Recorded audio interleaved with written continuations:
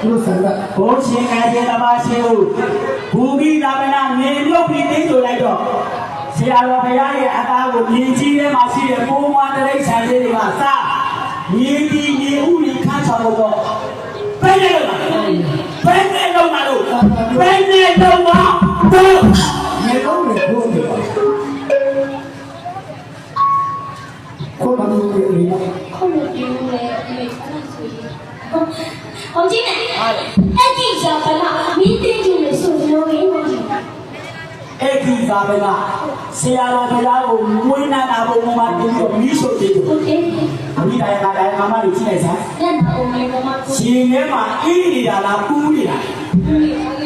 အခုမထွက်တဲ့မိကရင်ထဲမှာတောက်တော်ပြီးပူးနေတဲ့ခြားနဲ့အခုထွက်တဲ့မိတဲ့မိရှို့ပြီးဆိုလိုက်တော့တပူပေါ်နပူဆင်းပြီးတော့အပူတော့ကရေရောက်တယ်ပဲတယ်လို့အဲ့ဒီဇာပနာမင်းတင်ကျလို့အမှုကိုလည်းမပြုဘူးလေဟာခွဲမပြုနဲ့ကောင်းပြီပူပတော့ပါခြင်းတွေအပူကြီးတွေမလောင်တဲ့အိမ်ချမ်းလို့သွားအောင်ကျုပ်တို့ဆရာတော်ဘုရားကြီးကိုလေဥဒကိဇာပနာရှင်မောင်မြောက်လို့ပြင်းပြနေဆိုရင်ဟုတ်ကြီးလားအဲ့ဒီဆိုတာကမိအပူသဘောလို့ဟုတ်တယ်အပူရဲ့စက်တွေပဲအေးတက်ကိုစားဟုတ်တယ်ဥဒကေဇာပနာလို့ခေါ်တဲ့ဥဒကဝါဟနာရှင်မြောက်ပြီးသေးတယ်ဟုတ်တယ်ဘုန်းကြီးကိုမာနေတော့ဟုတ်ကဲ့